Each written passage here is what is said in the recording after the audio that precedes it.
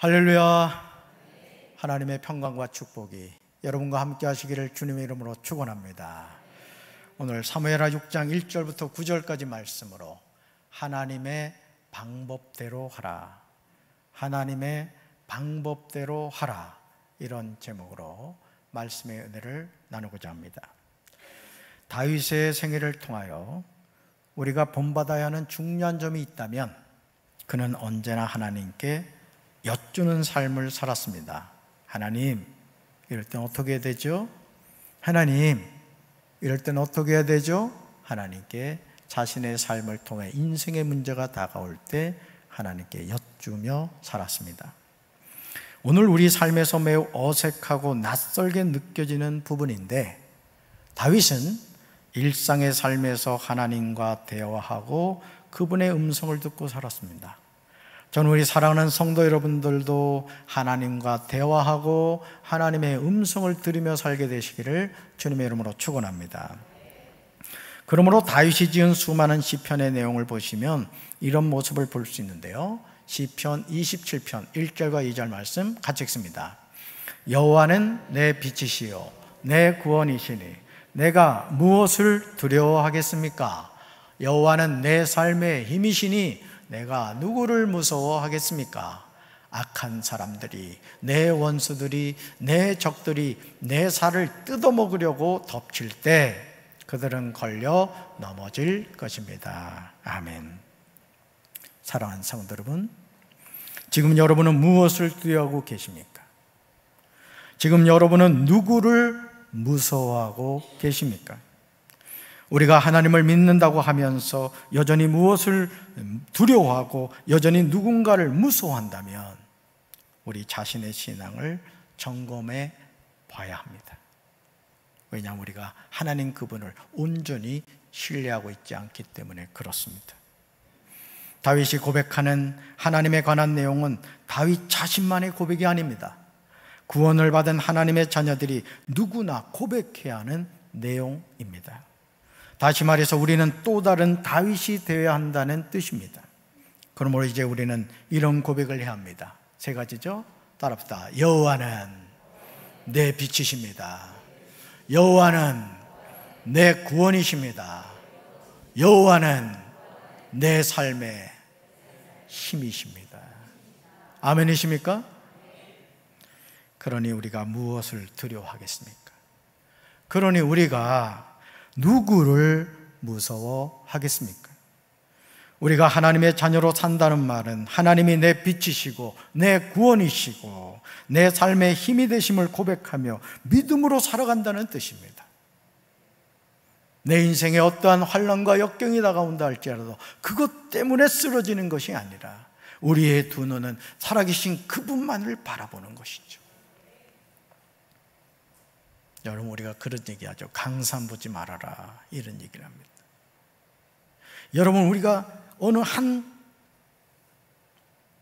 곳을 향해서 집중해서 바라보면 다른 것 보이지 않습니다. 오늘 우리가 염려하고 근심하고 걱정하는 이유는 우리의 두 눈으로 살아계신 하나님만을 바라봐야 되는데 자꾸 강산을 바라보는 거죠. 무엇을 먹을까, 무엇을 마실까, 무엇을 입을까.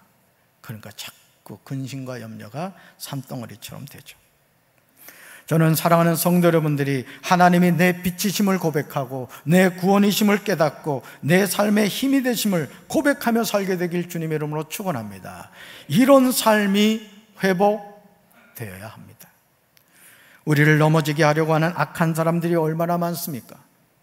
우리를 삼키려고 하는 내 원수들이 우리 주변에 얼마나 많습니까? 우리를 낙심하게 만드는 내 적들이 얼마나 많습니까? 내 살을 뜯어먹으려고 덮치는 자들이 우리 주변에 얼마나 많습니까? 어떻게 해서든지 우리를 넘어뜨리려고, 우리를 낙심시키려고 그렇게 만드는 원수 사탄마귀가 많죠. 그러나 우리가 하나님을 의지하고 바라볼 때 사망의 음침한 골짜기에서도 해를 두려워하지 않게 되는 줄로 믿습니다. 시편 4편 8절에서 다윗이 고백하듯이 내가 평안히 눕고 자기도 하리니 나를 안전히 살게 하시는 이는 오직 여호와 하나님이신 줄로 믿습니다. 마치 갓난아기가 어머니의 품에서 젖을 먹으면서 어머니의 그 심장 박동 소리를 들으면서 편안하게 잠을 자잖아요. 여러분, 내 안에 계신 하나님 그분의 음성을 들으면서 어떤 인생의 어려운 가운데서도 여러분 평안하게 쉼을 얻게 되시기를 주님의 이름으로 축원합니다. 2세 막내 아들로 태어나서 들에서 양을 치는 목자로 살았던 다윗이 사울 왕을 이어서 이스라엘의 2대 왕이 되리라고 생각했던 사람은 아무도 없었습니다.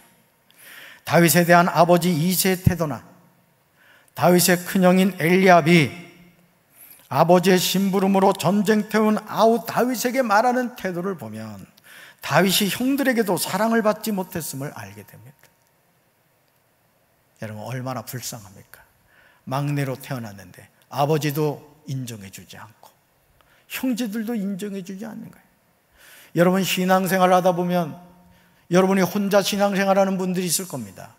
그러면 절대 여러분 가족이, 형제자매가 여러분 인정해 줄 줄 압니까? 뭔가 꼬투리 하나 잡아서라도 교회 다니는 것이 저 모양이라고 욕이나 안 하면 다행이죠. 그러니까 여러분 기억하셔야 돼요. 그런 상황에서 낙심할 이유가 없다는 것이죠. 왜요? 하나님이 나와 함께 하시기 때문에. 아멘이십니까?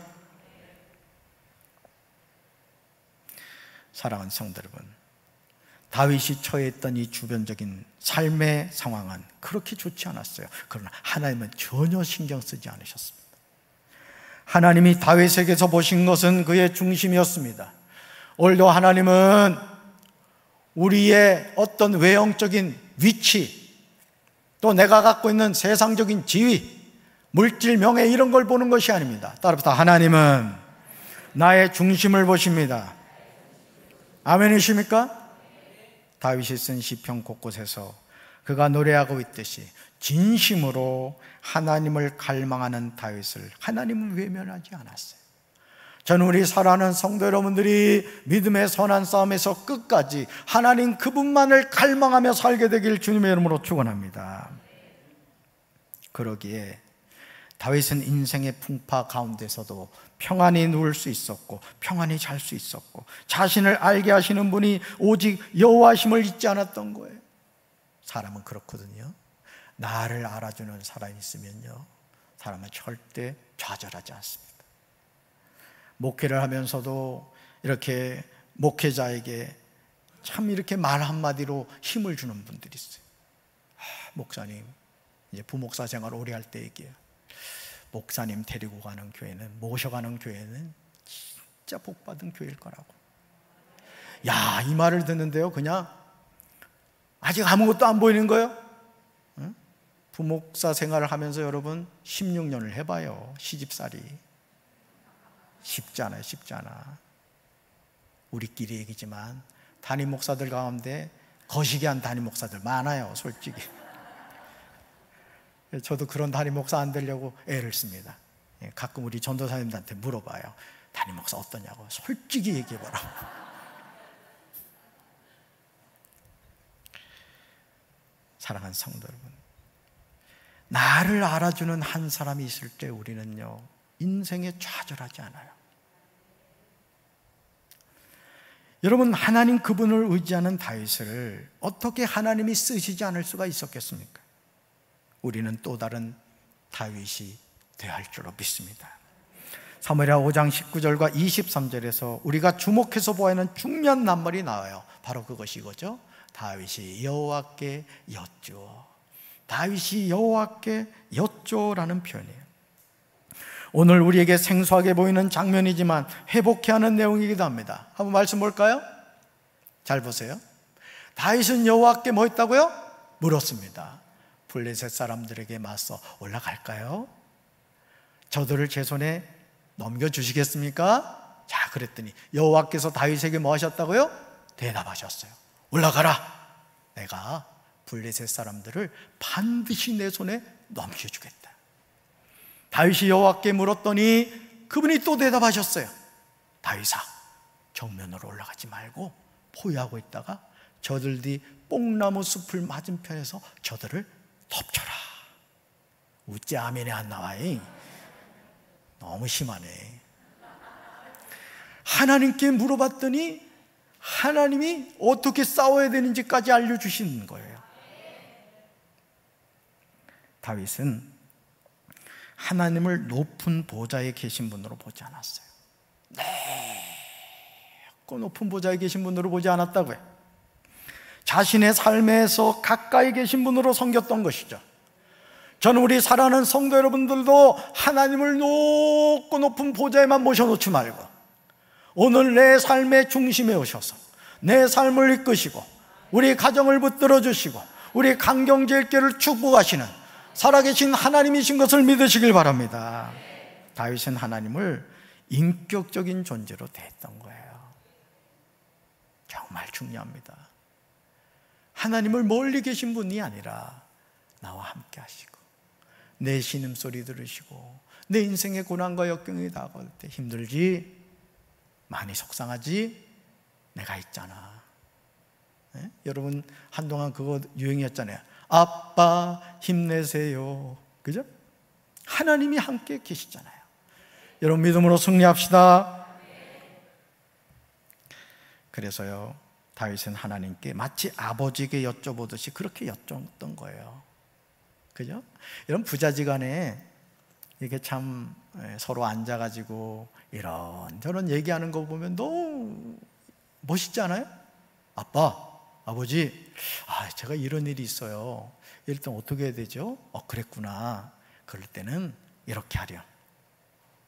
또 딸이 엄마한테 엄마, 이런 일이 있는데 남편이 이렇게 속을 새겨. 어떻게 해야 돼? 그러면 엄마가 경험을 했잖아요. 남자는 다 그런 거야. 그럴 땐 이렇게 해라. 여러분 얼마나 보기가 좋습니까? 여러분 우리가 기도를 한다는 게요 자꾸 이 종교적인 어떤 그 의식으로 가지 마십시오. 네? 어떤 사람들은 하나님한테 이 기도할 때 그냥 하나님 심장마비 걸리게 하는 분들이 있어. 그러지 마시라고. 하나님 그분에게 여러분의 마음을 이야기했어요. 여러분 기도한다는 게 그거잖아요. 여러분 우리가 성경을 읽는다는 게 뭐죠? 하나님과 대화거든요. 여러분 예배를 드린다는 게 뭐예요? 여러분 지금 누구한테 예배를 드려요? 알고 있었어요? 여기서 이제 설교 끝나도 되겠어요. 여러분 너무나 단순한 것이지만 우리는 자꾸 우상 섬기듯이 하나님을 비인격적인 존재로 대할 때가 많다는 거죠. 아버지에게 여쭤보듯이 그렇게 여쭤보는 다윗에게 하나님이 어떻게 침묵하실 수 있었겠습니까? 하나님은 지체하지 않고 대답하셨습니다.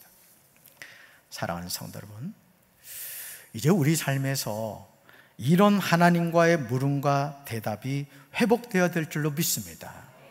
하나님은 하늘에만 계시고 나는 땅에만 사는 존재가 아니에요. 하나님은 지금도 하늘과 땅의 모든 것을 다스리시고 내 삶의 한가운데 오셔서 과시는 분인 줄로 믿습니다. 언제까지? 내가 태어나는 순간, 태어나기 전부터 태어나고 이 땅을 살고 육신의 장막을 벗고 천국 가서 사는 그 모든 인생의 여정에 누가 함께 하신다? 하나님이 함께 하신 줄로 믿습니다. 다윗이 하나님과 이런 관계를 유지할 때 그는 블레셋과의 전쟁에서 패할 수가 없었던 거예요. 왜냐하면 다윗이 블레셋을 내 손에 넘기시겠습니까? 라고 물었을 때 하나님이 내가 반드시 블레셋 사람을 내 손에 넘기리라고 말씀하시는데 어떻게 패할 수가 있겠습니까? 여러분 이 세상에서 하나님과 싸워가지고 이길 수 있는 존재가 있어요? 하나님하고 싸워서 이길 수 있는 존재는 없어요. 근데 하나님이 나의 뭐가 되신다? 아버지가 되시는 줄로 믿습니다. 심지어 하나님은 블레셋과의 싸움을 어떻게 하는지 다윗에게 방법을 알려줬어요. 방법을. 뽕나무 꼭대기에서 걸음 걷는 소리가 들리거든 꼭 공격하라고 하십니다. 그러시면서 그때에 여호와가 너보다 앞서 나가서 블레셋 군대를 치리라고 말씀하시는 거예요. 그러니까 전쟁의 승패는 누구한테 달렸다? 하나님께 달린 거예요. 여러분 모세가요 아론과 훌과 함께 산 꼭대기에 올라가지고 전쟁을 하는데 손을 들고 기도를 하는 거예요. 여러분 전쟁을 하면 싸워야지 무슨 손을 들고 기도를 합니까? 여호수아는 전쟁터에 가서 열심히 싸웁니다. 이상한 게요 전쟁터에서 여호수아가 잘 싸워서 이겼다 이런 말이 없어요. 모세의 손이 올라가면 이스라엘이 이기고 모세의 손이 내려가면 아말렉이 이겼다는 거예요. 자, 전쟁의 승패는 뭐에 달려 있었다? 모세의 기도에 달려 있었던 거예요. 오늘 우리가 이 세상을 살면서도 여러분, 기도해야 하는 성도가 기도를 중단하고, 하나님의 말씀을 들어야 되는 성도가 말씀을 듣지 않고, 예배를 드려야 하는 성도가 예배를 드리지 않고, 그저 열심히 산다고 인생이 됩니까, 여러분? 살아계신 하나님 앞에 나와서 살아계신 하나님의 도우심을 구하는 우리 사랑하는 강경제일교회 성도들 되기를 주님의 이름으로 축원합니다. 하나님이 함께 하시는 다윗의 삶에 어떻게 실패가 있을 수 있었겠습니까? 이제 다윗의 삶은 승승장구하는 일만 남아 있습니다. 그런데 사무엘하 6장 1절부터 5절에서 우리는 다윗의 교만을 보게 됩니다. 아니, 다윗의 안일함이라고 보아야 옳을 것입니다. 삶의 여정에서 우리에게 진짜 위기가 오는 때는 우리가 가난하고 병들고 어려울 때가 아닙니다. 물론 가난하면 힘이 들죠. 저는 우리 강경제일교회 성도들이 다 부자 되시길 바라요. 아멘. 욕심이 병들면 괴롭습니다. 아파보세요. 정말 힘듭니다. 삶의 어려운 일들이 다가오면 낙심하게 되죠. 왜 내 삶에 이런 일이 자꾸 일어날지? 나는 걸까? 정말 낙심이 돼요. 그러나 사람들이 죄를 짓는 때는 이런 때가 아니더라는 거예요. 물질이 넉넉하고 건강하고 인생이 살만하다고 느껴질 때입니다. 가끔 여러분도 매스컴을 통해서 어느 야구 선수가 연봉 얼마에 계약을 했다는 거예요.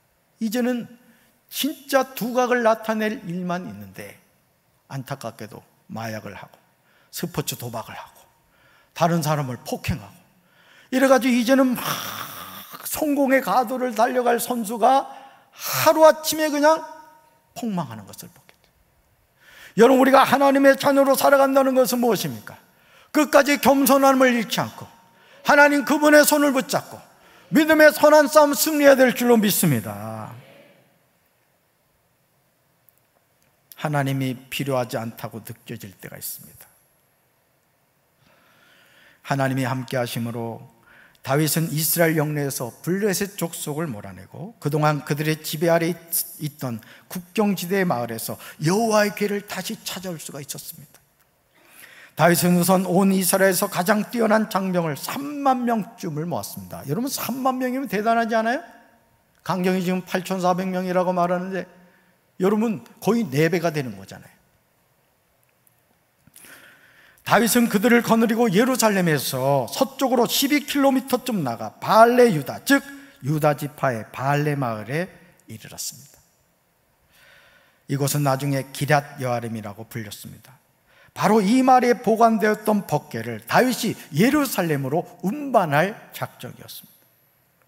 이 법궤는 그룹 천사들의 보좌 위에 앉아 계시는 이스라엘의 하나님께 바치는 것으로서 그 궤 위에는 하나님의 보좌가 있었습니다. 다시 말해서 하나님이 임재하시는 장소였던 거예요. 하나님이 함께 하신다는 표시였던 것이죠. 얼마나 감사한 일입니까?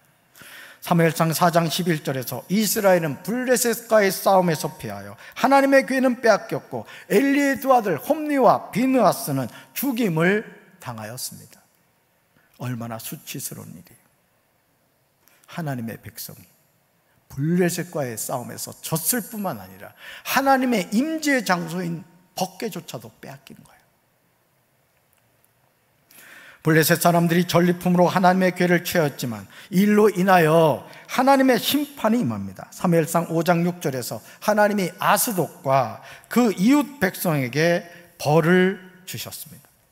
하나님은 피부에 종기가 나는 큰 고통을 아스돗 사람들에게 주신 것입니다. 결국 사무엘상 6장 7절에서 블레셋 사람들은 새 수레를 하나 만들고 멍에를 메어 보지 아니한 젖나는 소 2마리를 끌어다가 소의 수레를 메우고 여호와의 궤를 가져다가 수레에 싣고 속건제로 드릴 금으로 만든 물건들을 상자에 담아 궤 곁에 두고 그곳을 보내어 가게 합니다. 암소가 좌우로 치우치지 않고 벳세메스 길로 바로 행하는 것을 보게 됩니다. 그러나 벳세메스 사람들이 여호와의 궤 속을 본 까닭에 하나님이 그들을 치십니다. 그러자 벳세메스 사람들이 전령들을 기럇 여아림 주민에게 보내어 여호와의 궤를 옮겨가라고 합니다. 기럇 여아림 사람들이 와서 여호와의 궤를 산에 사는 아비나답의 집에 들여놓고 그의 아들 엘리아사를 거룩하게 구별하여 여호와의 궤를 지키게 합니다. 이스라엘에서 전쟁에서 패하여 블레셋의 여호와의 궤를 빼앗겨 블레셋 사람들의 지방에 무려 7달을 있었습니다. 그리고 벳세메스에서 여호와의 궤가 기럇 여아림에 들어간 날부터 무려 20년 동안 오래 그곳에 있었습니다. 그동안 모든 이스라엘 백성들이 여호와를 사모하며 찾았습니다. 이런 바람대로 다윗은 예루살렘으로 궤를 옮겨오고자 하였습니다. 그런데 우리는 사무엘하 6장 2절과 3절에서 서로 맞지 않은 내용을 보게 돼요. 여러분 빨간 글씨를 주목해서 보시기 바랍니다. 같이 읽습니다. 다윗이 일어나 자기와 함께 있는 모든 사람과 더불어 바알레 유다로 가서 거기서 하나님의 궤를 메우려 하니 그 궤는 그룹들 사이에 자정하신 만군의 여호와의 이름으로 불리는 것이라. 그들이 하나님의 궤를 쇠술에 싣고 산에 있는 아비나답의 집에서 나오는데 아비나답의 아들 우사와 아효가 그 쇠수레를 보내라. 아멘. 여러분 2절 빨간 글씨 보세요. 자, 하나님의 궤를 어떻게 했다고요? 메우려 했다 했어요. 근데 3절로 가보니까 하나님의 궤를 어떻게 했죠? 쇠수레에 싣고. 사랑하는 성도 여러분, 우리가 하나님의 말씀인 성경을 수박 겉핥기식으로 읽어서는 안 됩니다. 평생 신앙생활을 하면서 성경 전체를 읽어보지 않았다면 깊이 회개해야 돼요. 어떤 분들은 사실은 제가 살짝 고민했던 것 가운데 하나가 이 LED를 설치해 놓으면, 스크린을 설치해 놓으면 성경을 안 가져오는 성도가 있지 않을까 하는 염려를 했어요. 다 가져오셨죠? 네, 가져오셔야 돼요. 이거는 예배를 돕기 위한 보조 자료인 거예요. 자, 여러분 어떤 분들을 우리 강경제일교회 얘기는 안 해요. 저기 서울 쪽에 사는 사람들 이름다네요. 성경을 건들면 큰일 날 줄 알고 집에 잘 보관해놨다가 주일날 이렇게 먼지를 닦는 거예요. 아유, 이 먼지가 안 졌네. 아유, 참 애들이 너무 뛰노네 하고 닦아가지고 교회를 가지고 온다. 답답. 성경은 펼쳐서 읽어야 되는 책입니다. 아멘. 신앙생활을 한다고 하면서 1년에 성경을 일독도 하지 않는다? 이건 심각한 거예요. 최소한 제가 볼 때 우리 중직자들은 3독은 해야 돼. 우리 장로님들, 권사님들, 집사님들은 집을 사야 되니까 바빠서 1독 정도는 괜찮아요. 여러분, 하나님의 말씀을 우리가 가까이 해야 돼요. 할렐루야. 왜냐하면 하나님의 말씀인 성경에서 죄인이 구원받는 길을 제시하고 있기 때문이에요. 여러분, 이 세상에 어느 책이 천국 가는 길을 가르쳐 줍니까? 오직 성경만이 우리에게 구원받고 천국 가는 길을 가르쳐 주는 줄로 믿습니다. 그래서 우리는 많은 책을 읽지만 그 가운데도 성경 말씀을 주야로 묵상하는 삶을 살아야 될 줄로 믿습니다. 사무엘하 6장 2절에서 다윗이 일어나 자기와 함께 있는 모든 사람과 더불어 바알레 유다로 가서 거기서 하나님의 궤를 메우려 했다고 나와요. 그런데 3절에서 갑자기 그들이 하나님의 궤를 쇠수레에 싣고 나오려고 했는지 이해가 되지 않아요. 도대체 무슨 일이 있었던 것일까? 우리는 알 수가 없어요. 왜냐하면 하나님의 궤는 블레셋 사람들이 벳세메스에서 보냈던 것처럼 쇠수레에 싣고 날아서는 안 됩니다.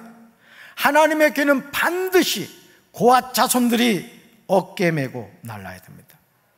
이것이 하나님의 방법이고 이것이 하나님의 명령이기 때문에 그렇습니다. 하나님의 자녀는 내 편의대로 내 마음대로 신앙생활하는 것이 아니에요. 하나님이 말씀하셨으면 말씀하신 대로 순종해야 될 줄로 믿습니다. 변할 수가 없어요. 민수기 4장 15절에서 하나님은 모세와 아론에게 성막에 있는 거룩한 물건들과 기구들을 옮기는 방법을 말씀하십니다. 물론 하나님의 길을 옮기는 방법도 같습니다. 우리는 하나님의 일을 합리적으로 하려고 합니다. 내 방법으로 편하게 하려고 해요. 그러나 하나님의 일은 합리적으로 하는 것이 아닙니다. 하나님이 말씀하신 대로 해야 될 줄로 믿습니다. 민수기 4장 15절 읽습니다. 진영을 떠날 때 아론과 그의 아들들이 성소와 성소의 모든 기구 덮는 일을 마치거든 고앗 자손들이 와서 낼 것이니라. 그러나 성물은 만지지 말라. 그들이 죽으리라. 회막 물건 중에서 이것들은 고앗 자손이 맬 것이며. 아멘. 빨간 글씨 잡으세요. 고앗 자손들이 와서 뭐 할 것이며? 맬 것이며. 끝으로 가서 고앗 자손이 뭐 할 것이며? 맬 것이며. 여기서 맬 것이니라는 뜻은 레위 지파 가운데 고앗 자손들이 어깨를 지지대로 해서 물건을 메어 운반하는 상태를 가리킵니다. 그리고 이것은 성소와 성막 안의 기구들인 언약궤, 진설병상, 등대, 금단, 번제다 등을 운반하는 방법을 일컫는 말입니다. 민수기 7장 7절과 8절을 보시면 게르손 자손과 무라리 자손들이 맡은 것들은 수레로 운반해도 됐어요. 그러나 고앗 자손들에게 맡겨진 것은 오직 어깨로 옮겨야만 했습니다. 이것은 지성물에 대한 백성의 경외와 존경을 요구하시는 하나님의 뜻이었어요. 예전에 우리 어르신들은 할아버지를 찾아뵙거나 동네 어른을 찾아뵈면 항상 방에 조심스럽게 들어가서 무릎을 꿇고 앉았어요. 저도 어릴 때 그렇게 교육을 받았어요. 할아버지 앞에서 양반다리를 하고 앉는다거나 그냥 이렇게 막 편안하게 앉아있질 못했다고요. 무릎을 꿇고 다소곳이 두 손을 무릎 위에 살짝 얹고, 마치 이런 거죠. 할아버지 말씀하옵소서. 그죠? 우리가 그렇게 훈련을 받았다. 우리가 하나님 앞에서도 마찬가지인 겁니다. 하나님이 이렇게 해라 하면 예, 저렇게 해라 하면 예 해야 되는 거예요. 글쎄요, 생각해 볼게요. 이러면 큰일 나는 거예요. 하나님의 궤를 아비나답의 집에서 20년 만에 예루살렘으로 옮기는 모든 일이 순조롭게 진행되는 것 같이 보였습니다. 그러나 여기에 하나님을 향한 엄청난 불순종이 뿌리 깊게 자리를 잡고 있었습니다. 우리가 영적으로 깨어있지 않으면 보이지 않는 거예요. 기도하던 사람이 기도하지 않고, 말씀을 읽는 사람이 말씀을 가까이 하지 않고, 예배 드리는 사람이 코로나19 때문에 아이고 교회 가면 큰일 나요, 코로나 걸린다고, 이런 사람들 말을 듣고 교회 나오지 않고, 그럼 여러분 어떻게 되겠어요? 여러분, 사람이요, 기도하던 사람이 기도 중단하고, 말씀을 꾸준히 읽던 사람이 말씀 안 읽고, 예배 드리던 사람이 예배 안 드려보세요. 한 달만 지나면요 아주 영적으로 바짝 메말라집니다. 믿지 않는 사람보다 더 강팍해져요. 세상 사람들이 교회 욕하면 더 앞장서서 욕을 합니다. 저는 우리 사랑하는 성도들이 기도를 중단하지 않고, 하나님의 말씀 읽는 것을 중단하지 않고, 예배 생활을 생명처럼 여기시길 주님의 이름으로 축원합니다. 사무엘상 15장 22절과 23절에서 선지자 사무엘이 이스라엘 왕인 사울에게 여호와께서 번제와 다른 제사를 그의 목소리를 청종하시는 것을 좋아하신 같이 좋아하시겠나이까. 순종이 제사보다 낫고 듣는 것이 수당의 기름보다 나오니 이는 거역하는 것은 점치는 죄와 같고 완고한 것은 사신 우상에게 절하는 죄와 같음이라고 강조하였습니다. 다윗의 부하들은 하나님의 궤를 새 수레에 놓았습니다. 그들은 그것을 언덕 위에 있는 아비나답의 집에서 가지고 나왔습니다. 아비나답의 아들인 우사와 아요가 그것을 끌었습니다. 그들이 아비나답의 집에서 하나님의 궤를 싣고 나올 때 아요가 그 앞에서 걸었습니다. 잘 들으세요. 하나님의 말씀을 분별하지 못하면 우리는 불순종을 순종으로 착각합니다. 우리가 영적인 눈을 뜨지 못하고 영적인 귀가 열리지 않으면 하나님께 불순종하고 있음에도 불구하고 나는 신앙생활 잘하고 있다고 생각을 해요. 제가 목회를 하면서 가슴이 찢어지는 경우가 많았어요. 그 가운데 하나가 뭔지 아십니까? 하나님의 뜻이 아니에요. 하나님을 대적하고 있어요. 근데 자신은 신앙생활 잘한대. 목사님이 문제래. 목사님이.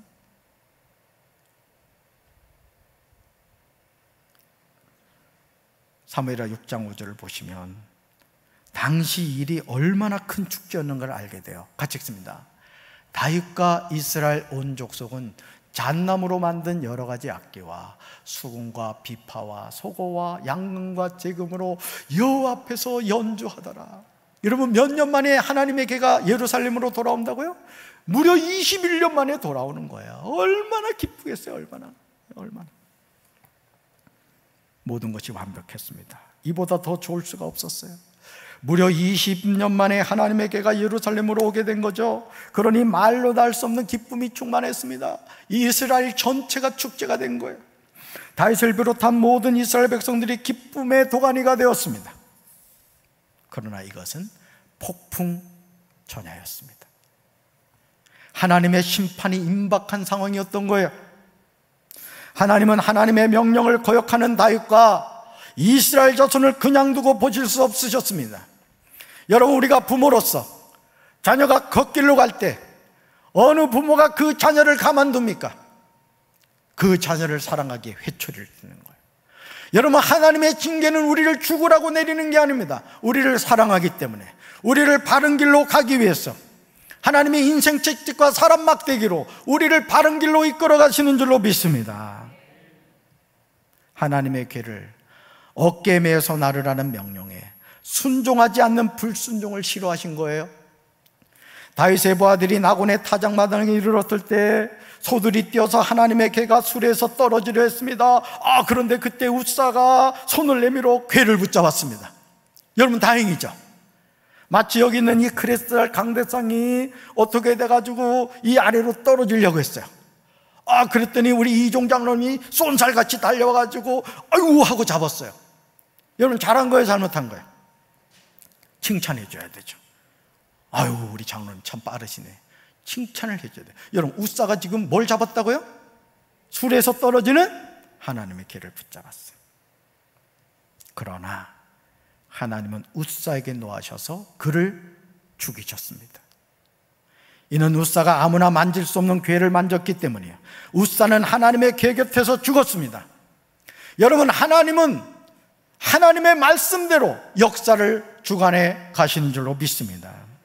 민수기 4장 15절에서 하나님은 모세와 아론을 통하여 성막에 있는 거룩한 물건들을 이동할 때 거룩한 물건들이 그들의 몸에 닿았다가는 죽는다고 분명하게 말씀하셨습니다. 그리고 하나님은 말씀하신 대로 웃사가 손을 들어 하나님의 괴를 붙들었기 때문에 진노하사 그를 치신 거예요.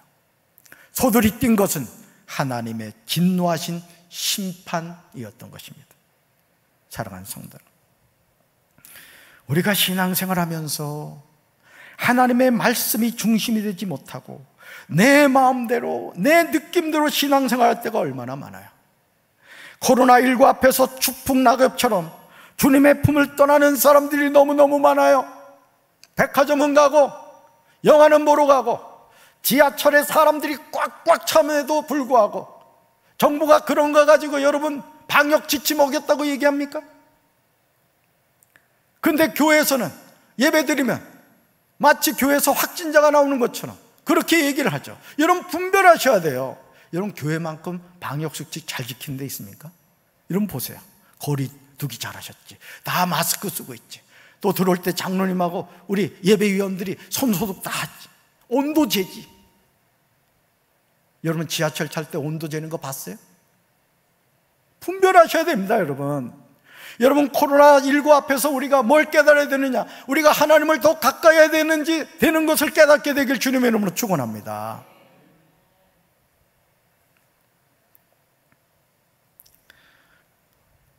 지금 시대가 어느 시대인데 무거운 하나님의 괴를 어깨에 맵니까? 수레에 실어 나르면 좋지 않겠어요? 합리적이잖아요. 그러나 하나님이 명령하셨으면 우리는 시대가 바뀌어도 말씀대로 순종해야 돼요. 여러분, 하나님의 자녀는 하나님 말씀 붙잡아야 돼요. 아멘.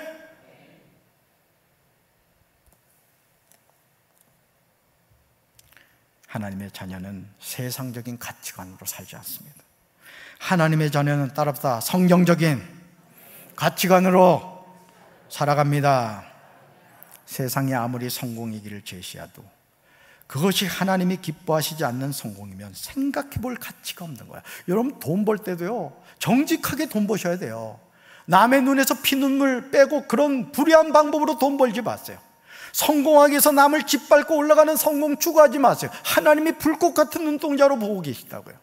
정직한 성공, 정직한 부를 얻게 되시길 주님의 이름으로 축원합니다. 볼까요? 같이 읽어봐요. 우리가 타협하면 우리 영혼은 죽습니다. 사무엘하 6장 9절에서 그날에 다윗이 여호와를 두려워했다고 나옵니다. 이제 우리는 하나님을 두려워해야 될 줄로 믿습니다. 오늘 교회 안에서 하나님을 두려워하지 않는 목사, 하나님을 두려워하지 않는 성도들이 너무너무 많아요. 하나님의 방법만이 진리인 줄로 믿습니다. 만약 우리가 인본주의적인 관점에서 웃사의 죽음을 바라보고 이야기한다면 우리는 하나님이 웃사가 잘못함으로 말미암아 진노하셔서 그를 그곳에서 치셔서 그가 거기 하나님의 궤 곁에서 죽었다는 내용을 부당하게 느낄 거예요. 하나님, 어떻게 그럴 수 있습니까? 궤가 떨어지려고 해서 웃사가 붙잡았잖아요. 생각 좀 해보세요. 아마 그렇게 불평했을 거예요. 그런데 하나님 말씀하셨죠. 궤를 손대는 사람 죽는다. 내가 허락한 사람 외에는 손대지 말아라. 하나님 명령하신 거예요. 하나님의 자녀는 하나님의 행하신 일이 가장 옳으며 우리는 하나님의 말씀에 어떤 토를 달아서는 안 됨을 깨달으시기 바라요. 하나님이 말씀하시면 아멘, 하나님이 명령하시면 아멘. 나는 오른쪽으로 가고 싶어도 하나님이 왼쪽으로 가라고 하면 내가 손해를 보고 망해도 왼쪽 길로 가야 될 줄로 믿습니다. 그러므로 사무엘하 6장 2절과 3절 사이에 교묘하게 숨겨져 있는 원수 마귀의 괴계를 분별할 수 있어야 됩니다. 우리는 신앙생활을 불편하게 해야 돼요. 여러분, 기도한다는 게 쉽습니까? 성경을 꾸준히 읽는다는 게 쉬워요? 예배 생활이 쉽습니까? 쉽지 않아도 불편하더라도 하셔야 돼요. 왜? 그게 사는 길이기 때문에. 새술에 싣는 것이 아니라 어깨 매야 합니다. 왜냐하면 이것이 하나님이 명령하신 내용이기 때문에 그렇습니다. 다윗이 이스라엘에서 뽑은 무리가 3만 명이 있으면 못하겠어요. 여러분, 영국 프리미어리그 그 축구 경기 보신 적 있죠? 7만 명, 8만 명이 가죽공 하나가 골대 들어갔다고 해서 다 일어나주고 난리법석을 떨어요. 여러분, 그런 모습이 오늘 교회 안에서 있어야 되는 거예요. 하나님의 말씀이 선포될 때 아멘 아멘 하고 그 말씀을 받아들여야 될 줄로 믿습니다. 설교 시간에 입신 들어가면 안 돼. 난 눈 감은 사람이 있으면 나 겁나 막 설교 못하겠어. 다윗과 이스라엘 온 족속이 잣나무로 만든 여러 가지 악기와 수금과 비파와 소고와 양금과 제금으로 여호와 앞에서 연주하면 무슨 소용이 있겠어요? 저는요, 저희 아내하고 그런 얘기 많이 합니다. 여보, 우리 목회 잘하자. 정말 우리 목회 잘하자, 그런 얘기를 해요. 아니, 목사님, 아니, 목사하고 사모가 그럼 목회 잘해야지 못하면 됩니까? 당연한 말이에요. 근데 당연한 것이 당연하지 않는 세상이 되었기 때문에 그런 거예요. 저는 목회 잘할 테니까 우리 성도님들 신앙생활 잘하시길 바라요. 진짜 되시길 바랍니다. 하나님의 말씀대로 순종함을 오히려 기뻐하시죠. 그러므로 아모스 5장 23절과 24절에서 하나님 우리에게 분명하게 말씀하세요. 우리 같이 읽습니다. 내 노랫소리를 내 앞에서 그칠지어다. 내 비파 소리도 내가 듣지 아니하리라. 오직 정의를 물같이 공의를 마르지 않는 강같이 흐르게 할지어다. 아멘. 우리 강경제일교회가 이런 교회가 되어야 될 줄로 믿습니다. 가슴에 들어얹겠습니다. 하나님 아버지, 하나님의 궤를 어깨에 매는 거하고 수레에 실는 거하고 먼 큰 차이가 있다고. 벗개가 떨어지는 것 붙잡았던 웃사를 죽이셨습니까? 그러나 하나님은 명령하셨고 말씀대로 이루어 가시기에 어깨에 매야 되는 그 궤를 술에 실었기에 순종하는 것 같았지만 다윗은 불순종했습니다. 오늘 우리가 합리적인 신앙생활을 하려고 할 때가 얼마나 많습니까? 하나님 명령에 순종해야 되는데 내 마음대로 내 생각대로 신앙생활을 하려고 합니다. 주여 저들에게 겸손함을 주시고 하나님 말씀대로 순종하는 참된 신앙인이 되게 도와 주시옵소서. 예수님 이름으로 간절히 기도합니다. 아멘.